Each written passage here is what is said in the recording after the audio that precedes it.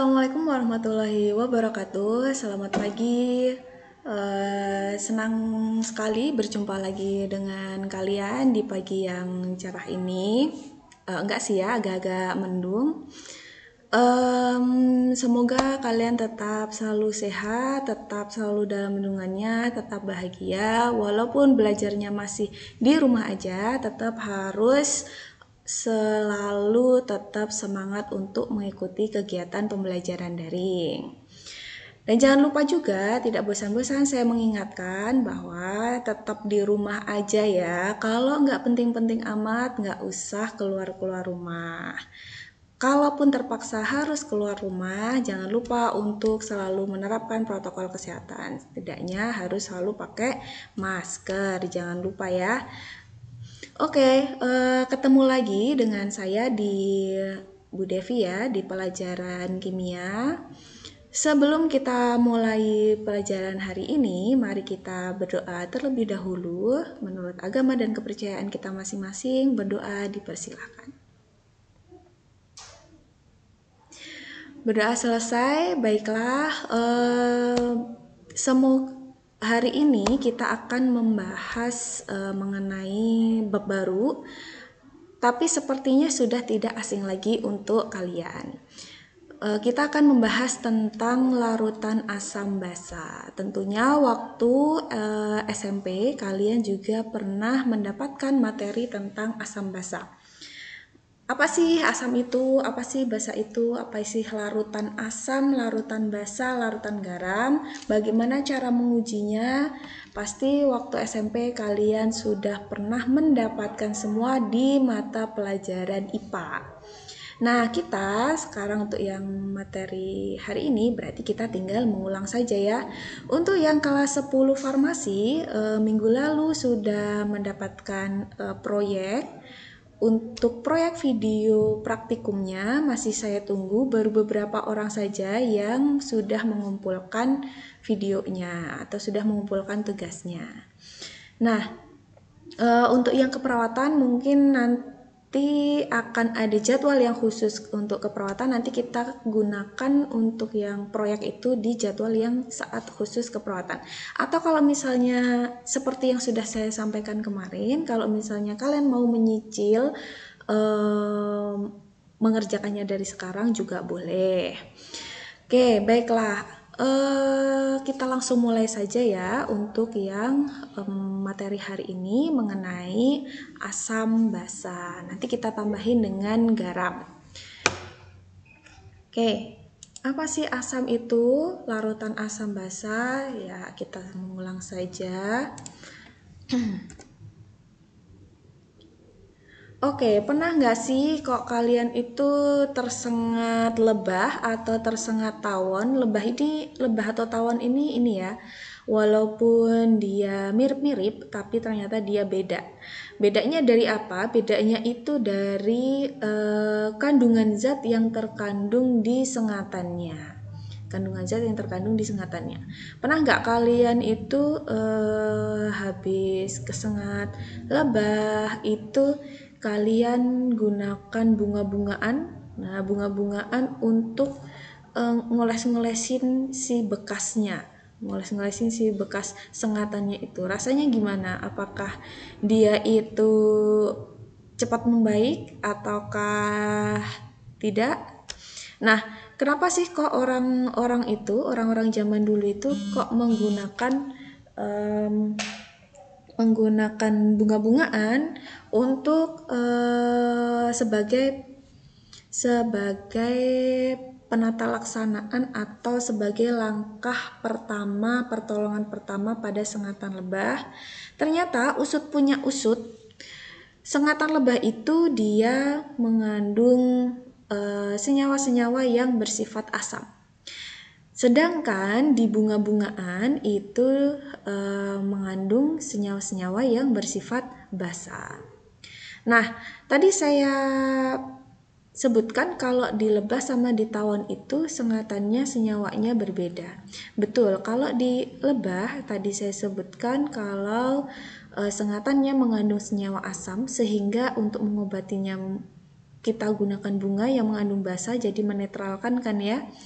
Nah, di tawon itu sendiri dia mengandung, sengatannya itu mengandung senyawa basa. Nah, di sengatan yang mengandung basa otomatis dia jangan dikasih yang basa lagi gitu. Jadi nanti dia lebih agak ya tidak membaik gitu. Makanya kalau untuk yang di sengatawan nanti penata laksananya kadang dikasih cuka atau yang bersifat asam seperti itu. Nah, untuk membedakan bagaimana sengatan lebah sama bagaimana sengatan tawon, bedanya itu seperti apa? Nah, kalian bisa cek atau kalian bisa googling, banyak banget itu perbedaan sengatan lebah sama sengatan tawon. Sebenarnya karena kalau yang di nampaknya itu lebah sama tawon itu sedikit hampir kayak sama ya, tapi mereka berbeda. Oke. Nah, jadi cara kita mengobati itu salah satu bentuk dari aplikasi atau kegunaan atau manfaat kita mempelajari asam basa dan reaksi asam basa. Oke, apa saja sih yang akan kita pelajari hari ini? Yang akan kita pelajari hari ini yaitu tentang pengertiannya, tentang teori-teorinya, tentang bagaimana tata namanya, kemudian kita akan belajar juga tentang garam, kemudian kita akan belajar mengenai penentu skala keasaman dan juga kegunaan atau aplikasi. Seperti salah satu contohnya untuk yang aplikasi ini atau penggunaan ini sudah kita bahas barusan di awal. Oke, kita mulai dari yang pertama. Kita mulai dari pengertian asam basa terlebih dahulu. Nah, seperti yang sudah kalian ketahui, asam itu didefinisikan sebagai apa? Kalau dulu di SMP mungkin asam itu yang bersifat asam, Bu. Asam itu yang kecut, Bu. Nah, asam itu yang kesat di tangan, Bu. Nah, itu dulu ketika kita di SMP itu definisi berdasarkan ciri-ciri fisik yang kita amati.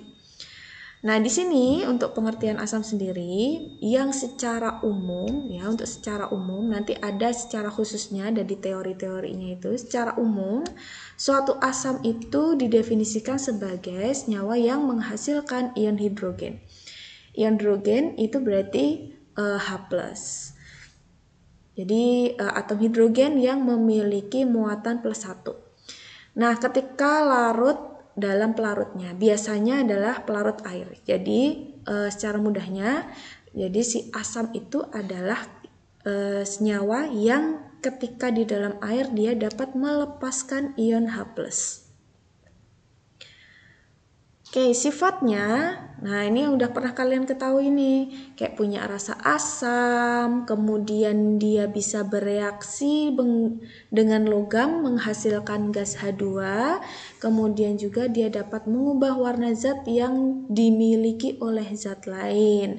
Ini dia dapat dijadikan indikator asam atau basa gitu. Makanya ketika dulu kalian SMP pasti pernah mencoba membedakan asam dan basa menggunakan sesuatu zat atau sesuatu kertas. Warna di asam dan warna di basa akan memberikan warna yang berbeda. Kenapa? Karena salah satu sifat asam itu yaitu dapat mengubah warna zat yang dimiliki oleh zat lain. Kemudian yang keempat ada bersifat korosif. Apa tuh korosif itu? Korosif itu berarti dia menyebabkan terjadinya karat. Seperti yang udah tadi kita ini kan tadi ya. Jadi kalau ada asam ketemu dengan logam, tadi kita bilang kalau ada logam ketemu dengan asam dia akan menghasilkan ion H+. Nah, si logamnya itu sendiri dia akan teroksidasi menghasilkan karat. Nah, akan menghasilkan gas H2. Itu kenapa si asam itu disebut sebagai korosif Artinya si asam itu dia menyebabkan atau mempercepat terjadinya korosi.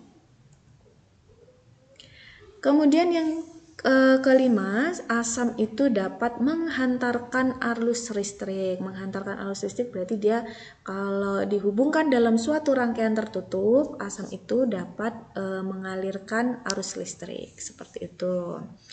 Makanya kalau di percobaan-percobaan nanti nih di bab selanjutnya kita akan membahas mengenai larutan-larutan yang dapat menghantarkan arus listrik. Nah, di sini kalian udah tahu kalau ternyata asam itu salah satunya dapat menghantarkan arus listrik, atau salah satu larutan yang dapat menghantarkan arus listrik itu adalah asam.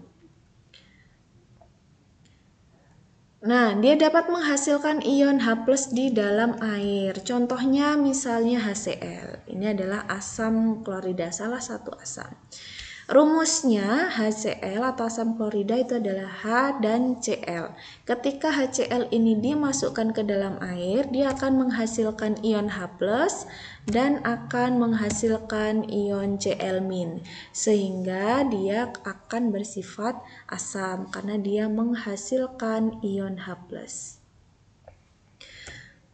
Selanjutnya, mengubah atau merubah warna kertas indikator, maksudnya di sini kertas indikator lakmus ya, lakmus biru menjadi lakmus merah.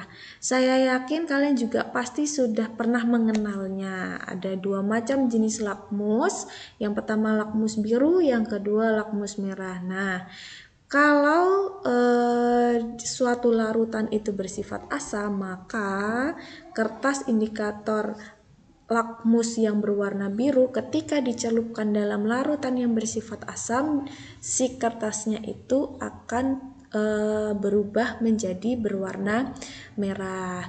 Sedangkan kalau yang berwarna merah dicelupkan ke dalam larutan asam lagi, dia tidak akan berubah warna.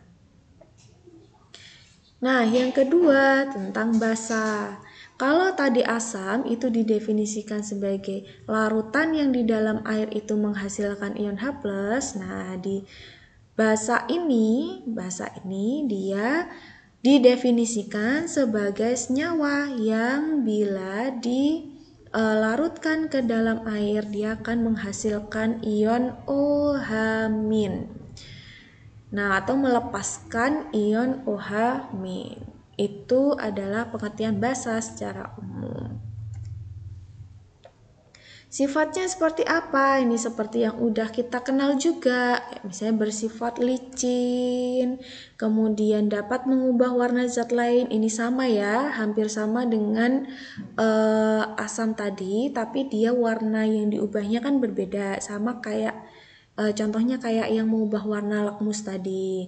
Kalau asam dia akan mengubah warna lakmus biru menjadi merah, kalau basa nanti dia akan mengubah warna lakmus merah menjadi biru.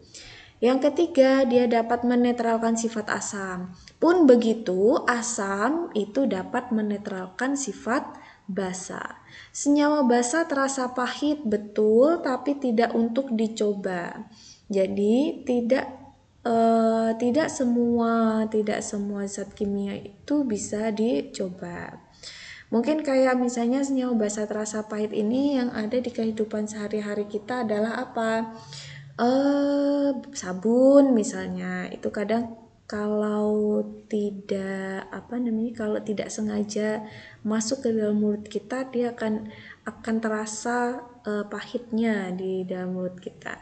Tapi tidak lantas kalau kita mau membuktikan apakah itu suatu asam ataukah suatu basa harus dicicipi. Kalau kecut berarti asam, kalau pahit berarti basa. Tidak seperti itu. Jadi untuk yang larutan-larutan kimia atau zat-zat kimia itu tidak untuk dicoba atau tidak untuk dimasukkan ke dalam mulut kita. Bahkan kena tangan langsung, kena kulit langsung itu juga sebisa mungkin tidak. Itulah kenapa kok kalian itu kalau masuk lab itu kok harus berukut sih. Berukut itu apa ya? Kok harus pakai APD harus pakai jas lab, harus pakai masker, harus pakai sarung tangan. Kenapa? Kalau bisa pakai kacamata laboratorium, ya agar tubuh kalian itu terlindungi. Tubuh kalian terlindungi dari zat-zat kimia yang berbahaya untuk tubuh kita. Nah, maksudnya bagaimana tadi untuk menghasilkan ion OH- tadi? Contoh misalnya sodium hidroksida atau natrium hidroksida. Rumusnya adalah NaOH. Kalau yang dilihat di sini gambarnya yang ini ya, misal. Jadi kalau ada ini misalnya masih gabung, jadi Na positif bergabung dengan OH negatif. Kalau dia ini dimasukkan ke dalam air, maka si Na-nya itu dia akan lepas. Jadi begini, lepas sendiri. Jadi Na plus dan OH-nya juga akan lepas sendiri. Dia akan jadi OH-. Makanya dia disebut sebagai senyawa basa. Senyawa yang ketika dilarutkan ke dalam air menghasilkan ion OH-. Nah, kemudian sifat basa yang lain itu dia dapat merusak kulit atau kaustik. Jadi seperti yang sudah saya bilang tadi, jadi yang namanya basa jangankan untuk dicicipi tadi ya, rasa pahit itu senyawa basa itu iritan terhadap kulit kita. Jadi kalau misalnya cuma kena dikit paling cuma gatal-gatal aja, tapi nanti kalau misalnya kenanya banyak nggak cuma gatal-gatal, bisa terbakar, bisa iritasi, bisa panas, sampai bahkan bisa terbakar. Sehingga dia akan kulit kita yang terkena akan bisa rusak. Terus sifat basa, hampir semua basa dia bersifat merusak kulit atau kaustik. Ini hampir sama dengan yang tadi, sudah kita sebutkan beberapa kali. Jadi kalau basa itu dia dapat mengubah warna kertas indikator lakmus merah untuk sehingga berubah menjadi yang berwarna biru. Itu sifat basa yang terakhir. Selanjutnya kita akan membahas mengenai teori-teori asam basa. Jadi kalau yang teori asam basa tadi kita sudah menyebutkan satu, bahwa asam itu menghasilkan ion H+ ketika dilarutkan ke dalam air. Sedangkan basa dia akan menghasilkan ion OH- ketika dia dilarutkan ke dalam air. Nah, itu hanya salah satu teori yang paling umum dan paling terkenal dan paling banyak digunakan dalam keilmuan kimia. Nah, tapi teori asam basa ini bisa dijelaskan juga dengan beberapa teori dan semuanya itu benar. Nah, teori yang tadi kita sebutkan bahwa asam itu menghasilkan ion H+ dan basa itu menghasilkan ion OH- itu adalah teori dari August van T. Arrhenius atau sering disebut sebagai teori Arrhenius. Ini adalah gambar ilmuannya. Jadi asam itu kalau yang di dalam air dia akan menghasilkan ion H+. Jadi dia terion akan menghasilkan H+. Sedangkan basa dia akan menghasilkan ion OH-, akan menghasilkan ion OH-. Contohnya seperti tadi HCl untuk asam atau NaOH untuk basa. Jadi gampangnya untuk niteninya, asam itu ya yang punya H di depan, basa yang punya OH di belakang. Paling mudah seperti itu, walaupun ada beberapa asam yang tidak seperti itu, ada beberapa basa yang tidak seperti itu. Nah, teori yang kedua ini dicetuskan oleh Bronsted-Lowry. Jadi ini ada dua orang ya. Ada Bronsted dan juga ada Pak Lowry. Nah, Bronsted-Lowry ini mengatakan bahwa Asam itu adalah senyawa yang mendonorkan proton, di mana proton itu adalah H+. Mendonorkan berarti yang bisa memberikan H+. Jadi sebenarnya masih sejalan dengan yang Arrhenius tadi. Arrhenius tadi itu kan dia asam itu yang akan menghasilkan H+. Ya sama, di Bronsted-Lowry ini juga sama. Asam itu dia yang akan memberikan ion H+. Dia bisa memberikan ion H+ kalau dia mempunyai H yang bisa dilepaskan. Begitu. Nah, untuk basa itu adalah akseptor proton, di mana protonnya adalah H+. Jadi protonnya bukan yang kemarin kita pelajari di struktur atom kemarin ya. Proton di sini diartikan sebagai H+. Jadi kenapa tahu sebenarnya kok H+ itu disebut sebagai proton ya? Karena di dalam atomnya H+ itu dia udah nggak punya elektron lagi, cuma punya proton jumlahnya 1. Makanya dia karena beratnya itu sama dengan berat proton, makanya dia jadinya disebutnya juga bisa sebagai proton. Oke, jadi basa itu adalah akseptor. Akseptor itu yang menerima proton, menerima H+. Jadi kalau asam itu yang mendonorkan H+, kalau basa itu yang menerimanya gitu. Jadi kan kalau udah melepas, dia tidak mungkin dikatung-katung, pasti akan diterima oleh yang lain. Nah, asam yang melepas, basa yang menerima, seperti itu. Kemudian yang terakhir adalah teori dari Lewy. Teori Lewy ini meninjau pengertian atau definisi asam basa dari elektron. Kalau yang tadi Arrhenius sama Bronsted-Lowry itu dia meninjaunya lebih dari H+ atau proton. Nah, kalau dari teori Lewy ini dia meninjau dari penggunaan elektron. Jadi kalau proton itu kan bermuatan positif, elektron bermuatan negatif, otomatis dia berarti bertolak belakang ya. Otomatis kalau asam tadi berarti donor proton, berarti kalau elektron ditinjaunya dari elektron ya asam itu berarti yang akseptor pasangan elektron. Jadi yang menerima pasangan elektron. Sedangkan basa itu yang dapat senyawa yang dapat mendonorkan pasangan elektron, yang bisa ngasih pasangan elektron. Itu adalah teori Lewis. Nah, untuk anak-anak yang anak-anak farmasi nanti untuk ketiga teori ini akan lebih lanjut kita pelajari lebih dalam lagi nanti di kelas 11 di mata pelajaran kimia farmasi. Oke, untuk sekarang kalian tahu yang begini aja. Kalau ada yang mau ditanyakan sampai sini nanti jangan lupa langsung tanyakan saja di grup atau melalui Japri WhatsApp juga boleh. Oke, selanjutnya kita akan beranjak ke tata nama asam basa. Kita beranjak ke tata nama asam basa. Seperti apa sih tata nama asam basa itu? Bagaimana penamaannya? Nah,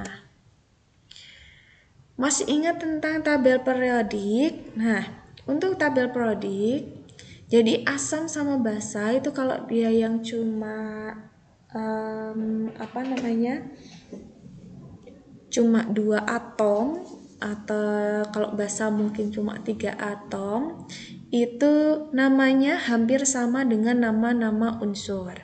Jadi asam itu dibentuk oleh H yang berikatan dengan non-logam. Non-logam itu berarti ada yang di sebelah kanan sini ya. Di sebelah kanan. Nah, misalnya dengan F, dengan Cl, dengan Br, dengan I. Bagaimana nanti tata namanya? Tata namanya hampir sama dengan si yang berikatan dengan H-nya tadi. Misalnya H sama Cl tadi. Jadinya HCl asam, hanya itu asam, Cl-nya unsur klor tinggal dikasih akhiran ida jadi klorida dan seterusnya. Kalau basa bagaimana? Sama. Basa itu nanti dia disusun dari logam-logam. Nah, ini logamnya. Logam itu yang ada di sebelah kiri sampai yang batas ini. Batas golongan 3A nih. Nah, itu nanti tinggal namanya sama, tinggal disebutkan. Misalnya tadi Na ya.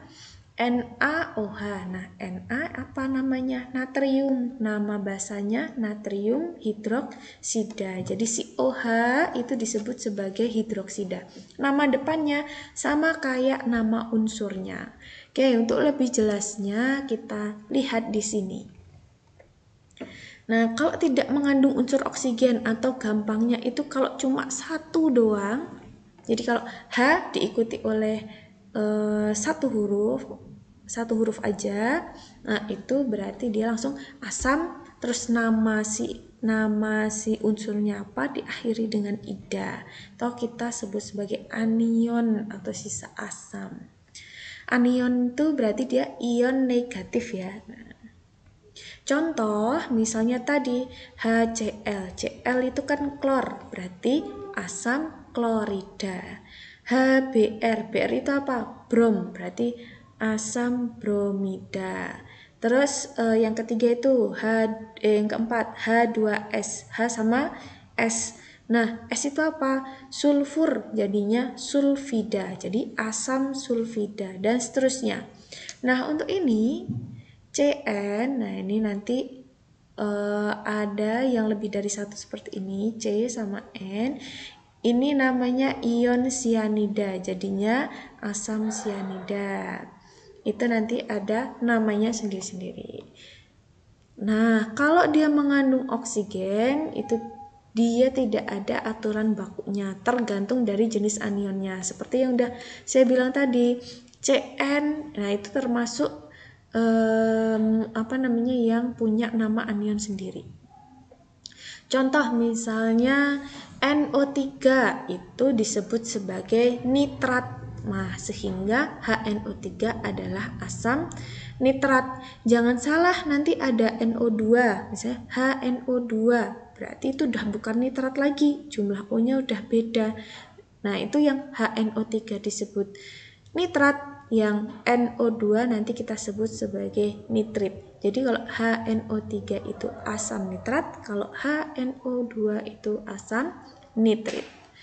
Dan seterusnya, kayak misalnya CO3 karbonat, berarti dia asam karbonat. Kemudian SO4 itu sulfat, berarti H2SO4 itu adalah asam sulfat.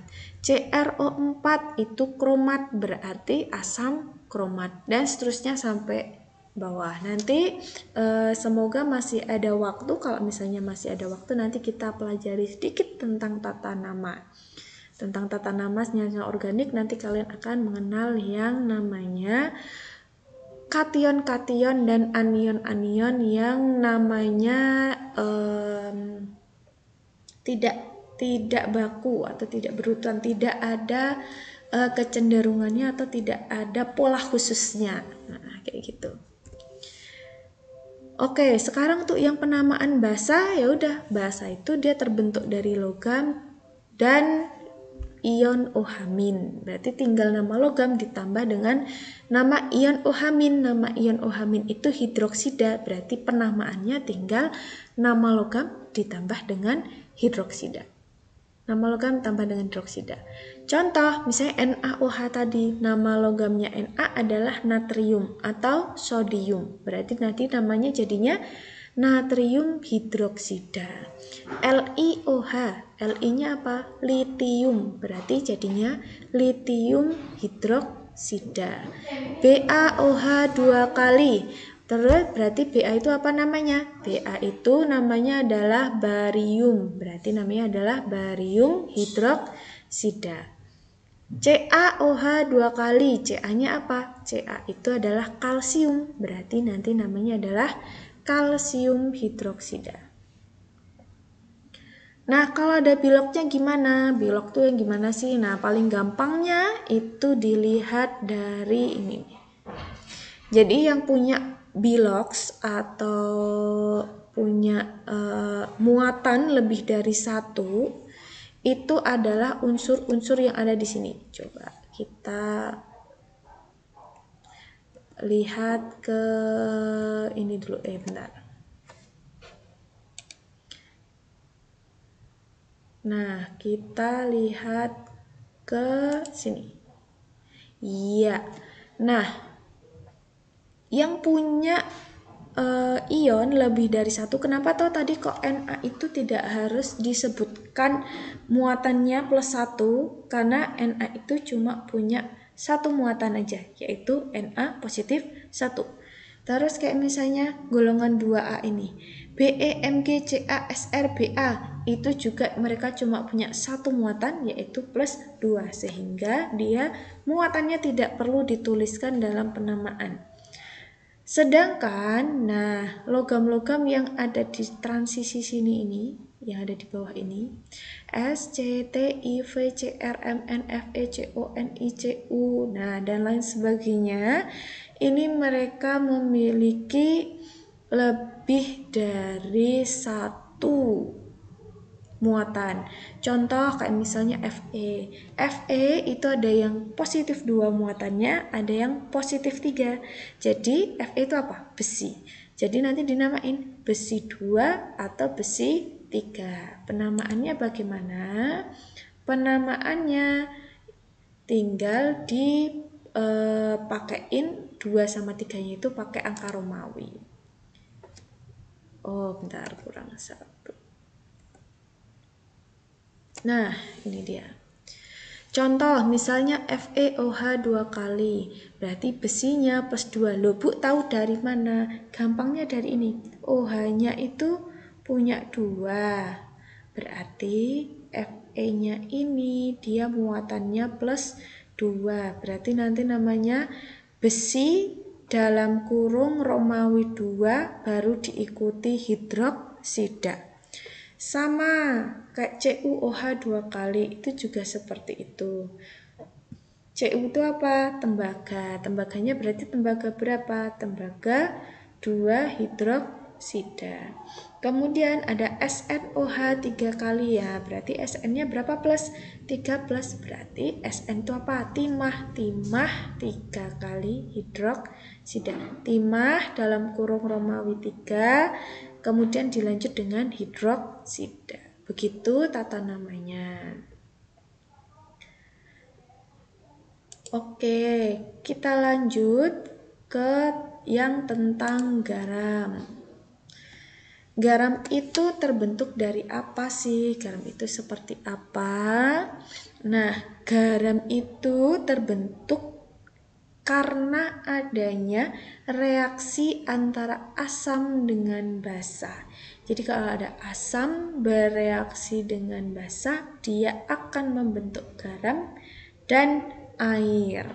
Contohnya kayak NaCl, itu berarti dia berasal dari NaOH dan HCl.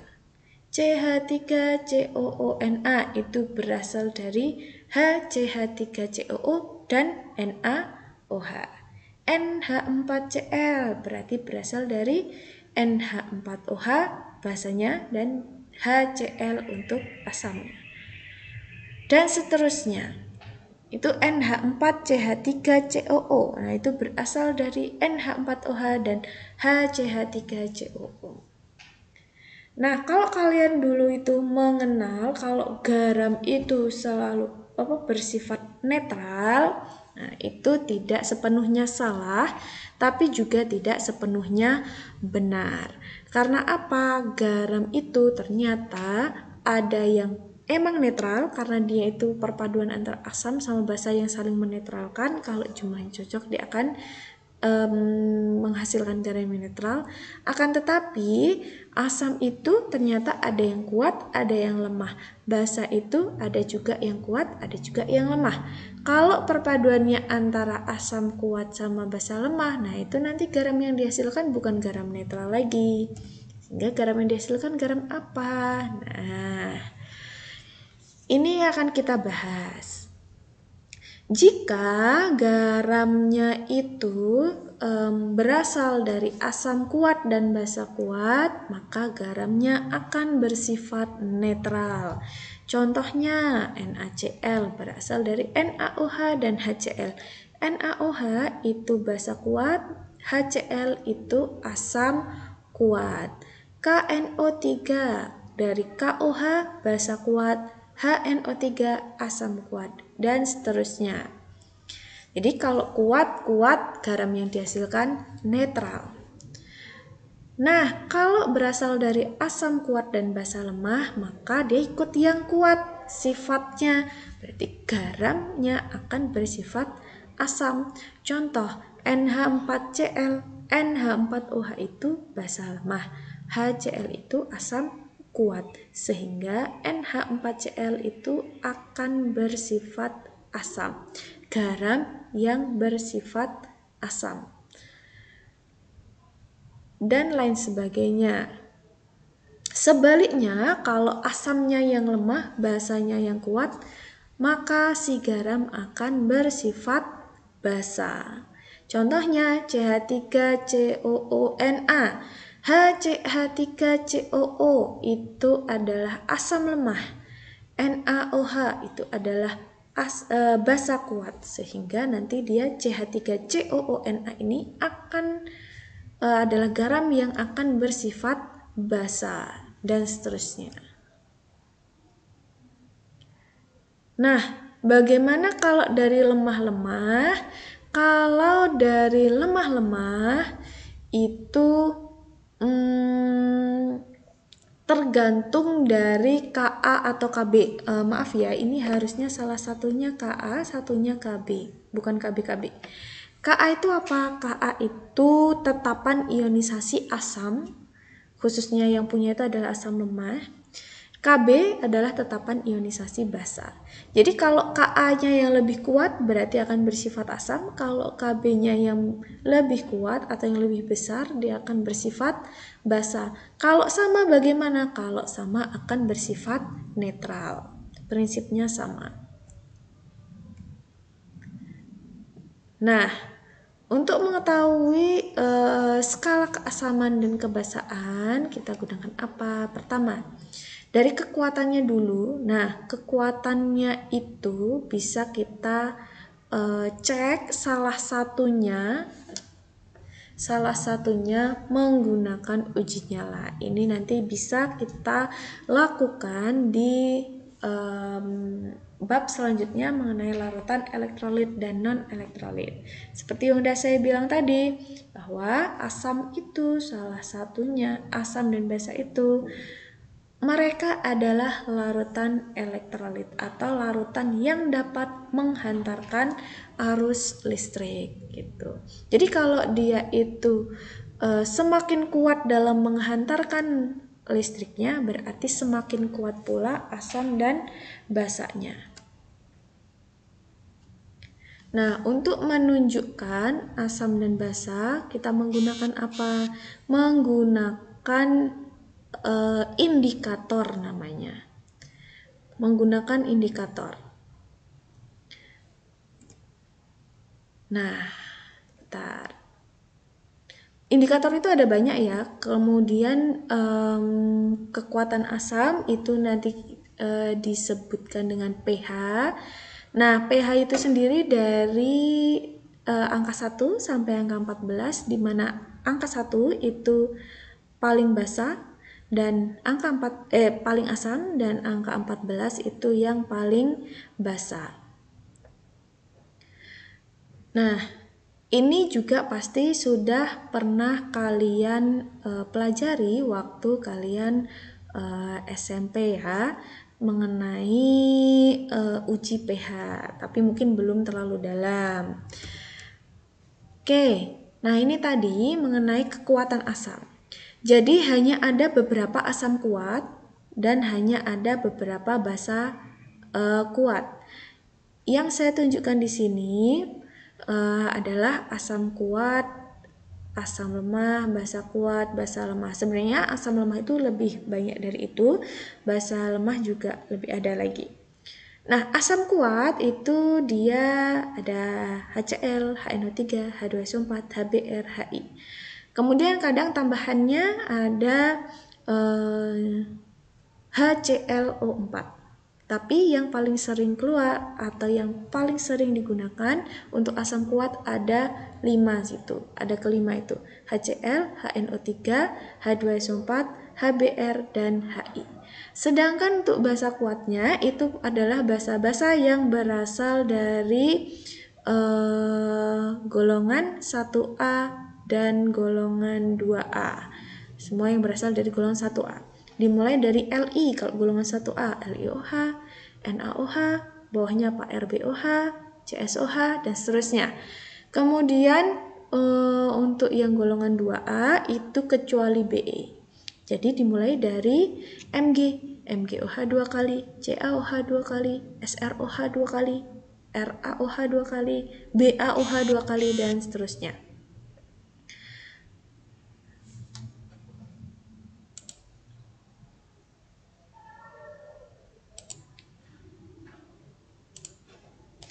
Oke, kita lanjutkan. Nah, mengenai pH dan pOH. pH itu apa? pH itu adalah parameter untuk menyatakan tingkat keasaman. Nanti bisa kita hitung menggunakan min log konsentrasi H+. Tapi di sini nanti kita tidak akan banyak menghitung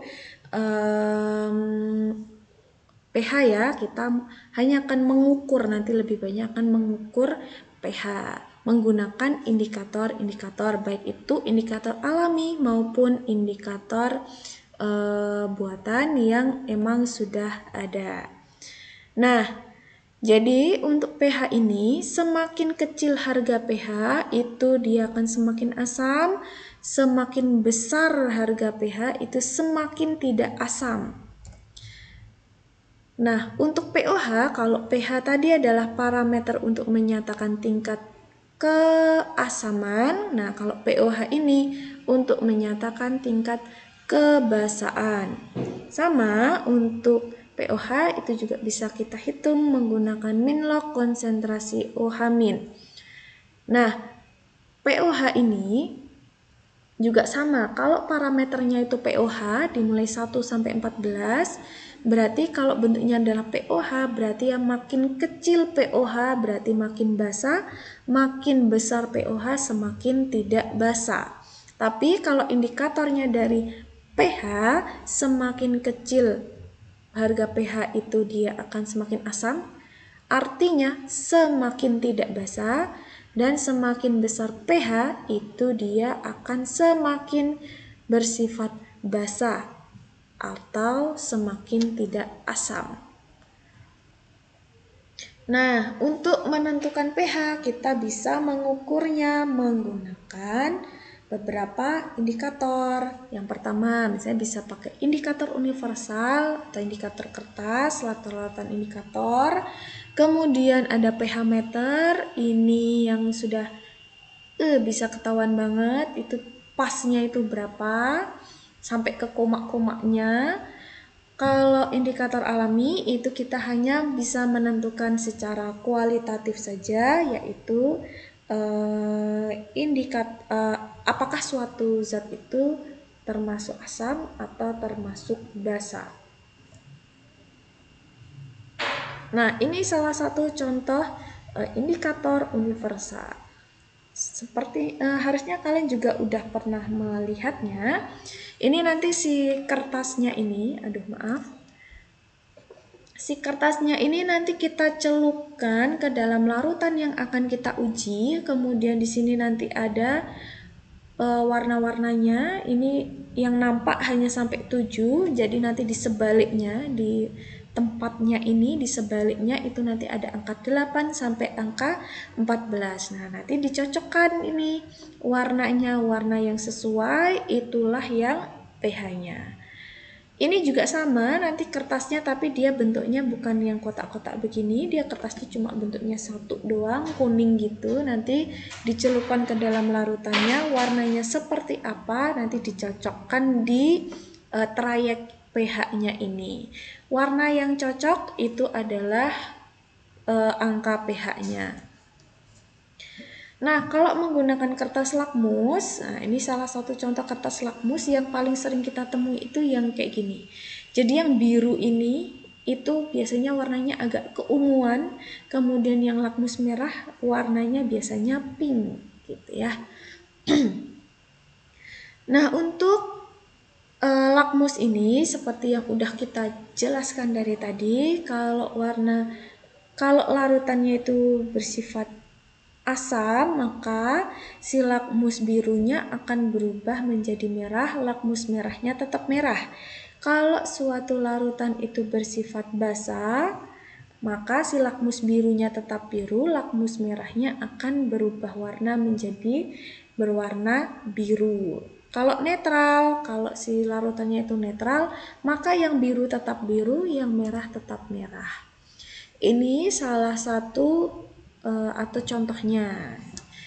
Nah, ini kalau untuk yang asam, ini kita menggunakan yang biru, dia jadinya merah, yang basa menggunakan merah jadi biru. Atau kalau mau dibandingkan yang asam, netral, dan basa dengan menggunakan masing-masing biru dan merah, hasilnya akan seperti ini. Untuk larutan asam, ini lakmus biru ya, yang pertama akan berubah jadi merah, yang merah tetap merah. Netral, yang biru tetap biru, yang merah tetap merah. Nah, yang basa, yang biru tetap biru, yang merah berubah jadi biru. Seperti itu. Saya yakin kalian sudah sangat familiar dengan yang ini. Nah, kalau larutan indikator itu nanti ada banyak macamnya. Itu juga cuma bisa menentukan mana yang bersifat asam, mana yang bersifat basa. Nah, ini salah satu beberapa contohnya. Nanti dia kalau asam seperti ini, kalau basa seperti ini, kalau asam seperti ini, basa seperti ini. Dia jadi jadi dia tuh gradasi warna seperti itu. Nah, kalau menggunakan pH meter itu ini salah 5 dari contoh dari pH meter. Itu nanti tinggal si alatnya dicelupin ke larutannya, nanti akan muncul sendiri angkanya. Misalnya yang gambar pertama ini berarti dia pH-nya menunjukkan 8,34. Artinya dia si larutan yang diuji bersifat basa. Atau misalnya gambar yang kedua menunjukkan angka 9,62. Berarti dia bersifat basa. 12,07. Basa. 7,0. Netral. 7,6. Ada di sekitar netral tapi cenderung basa. Nah, seperti itu. Kalau pH meter langsung dia muncul. Kalau indikator alami itu berarti yang berada di sekitar kita, bisa dari bunga yang berwarna atau dari daunnya, kalau bunga dari mahkota bunganya, dari kulit manggis, kubis ungu, ada juga bisa menggunakan buah bit, bisa menggunakan bunga telang, bisa menggunakan buah naga, macem-macem, banyak banget. Kalian nanti tinggal cari aja. Yang penting ketika dicampurkan saat diasam dan di saat dibasa itu warnanya beda, itu sudah bisa digunakan sebagai indikator alami asam basa. Nah, ini nanti yang akan jadi proyeknya kalian, proyek praktiknya kalian. Oke, ini salah satu contohnya. Nah, itu ada pacar air, ada bunga bougainville, ada bunga sepatu, ada bunga telang lagi, nanti itu bagus banget hasilnya tuh bunga telang dan lain-lain. Nah, ini video praktikumnya nanti saya share aja ya. Nanti saya share aja cara pembuatan indikator alami itu seperti apa. Kemarin untuk yang 10 farmasi sudah ada beberapa yang membuat. Nah, oke. Kalau kegunaan saya yakin kalian juga sudah tahu, contohnya kayak misalnya asam asetat atau cuka itu biasa kita gunakan untuk makan, asam sitrat itu biasanya dipakai untuk mengawetkan manisan atau untuk digunakan sebagai pemanis buatan. Nah, atau ini tuh biasanya kita sebut sebagai sitrum lah ya. Atau asam karbonat itu biasanya ada di minuman bersoda. Kemudian aplikasi basa yang paling gampang ya ada di obat sakit mah. Itu di obat sakit mah itu banyak banget basanya, ada MgOH 2 kali, ada ALOH 3 kali. Kemudian ada NaOH itu ada di sabun dan masih banyak lagi. Silahkan kalian cari sendiri aplikasinya di dalam kehidupan sehari-hari. Di kita itu asam itu aplikasinya di bagian apa saja, basa itu ada di bagian apa saja, silahkan dicari, silahkan dieksplor sebaik-baiknya, begitu ya. Oke, ya terima kasih, sudah selesai untuk yang materi asam basa atau larutan asam basa ini. Silahkan nanti untuk link videonya, video pembuatan indikator alami asam basa akan saya letakkan di description box dan juga link presensinya. Link presensi juga nanti akan saya letakkan di description box. Jadi jangan lupa kalian untuk mengisi link presensinya. Oke, untuk tugas juga nanti akan saya linknya akan saya masukkan di description box. Oke, seperti itu. Atau nanti kalau untuk tugas ya bisalah sambil di description box nanti saya share, nanti di grup juga saya share. Oke, terima kasih sudah menyimak pembelajaran kimia hari ini. Semoga bermanfaat, semoga pembelajaran kimia kita hari ini bermanfaat. Terima kasih sudah menyimak.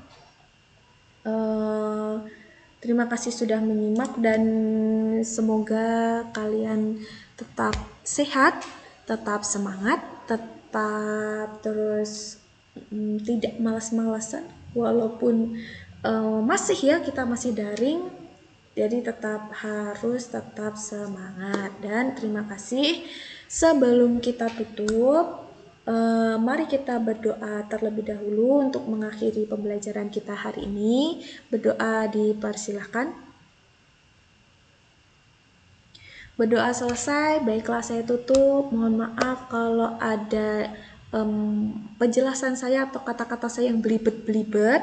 Kalau misalnya masih ada yang ingin ditanyakan atau ada yang belum jelas dari penjelasan yang tadi, silahkan untuk share di grup atau silahkan japri saya. Seperti itu.